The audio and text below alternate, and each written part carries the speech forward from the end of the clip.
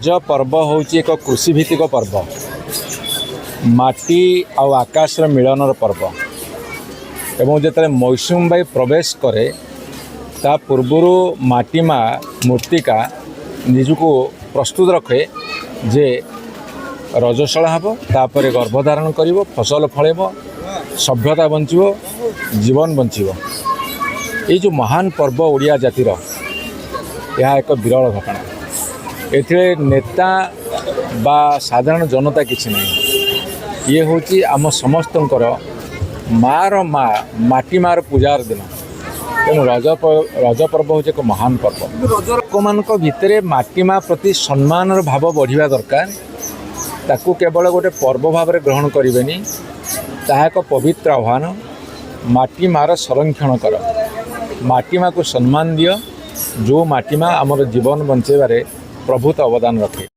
मो ना जानकी बल्लभ जेना मु नयगढ़ म्यूनिसिपालिटी 15 नंबर काउंसिलर। प्रथम दिन आमर माननीय विधायक डॉक्टर अरुण कुमार साहू आसिक आमर रज पर्व को उद्घाटन करथिले। से दिन आम रज दोली सहित रज पोड़पिठा आउ रज पान ये सहित आमर उद्घाटन होता। तापर आमर जेते प्रतियोगिता थिला आम प्रतियोगिता किसी महिला भितर किसी प्रतियोगिता रखिलु आउ पुची ये झोटी चिता आउ आलू स्पोन आउ म्यूजिक चेयर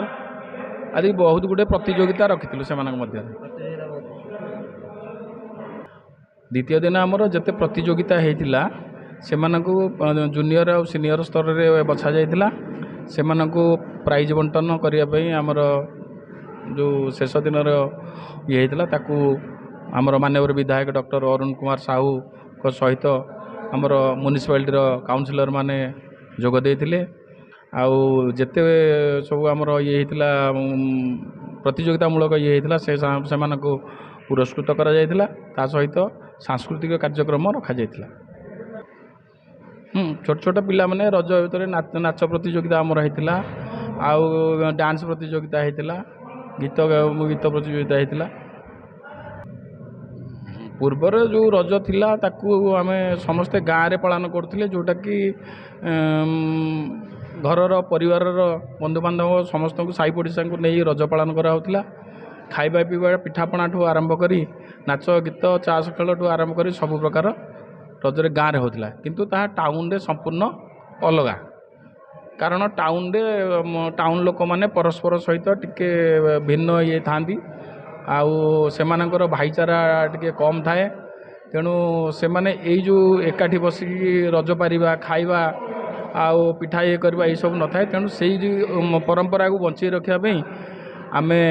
एई प्रयास करिछु। बाधा विघ्न तो निश्चित अच्छी किंतु आम पिला माने अक्लांत परिश्रम करिकी आउ सुरुखुरु भाई माने जो सहयोग करछंती सुरुखुरु सब प्रकार प्रतियोगिता को समाधान करछंती ये करछंती आउ सेति में हमर किसी विशृंखला होने।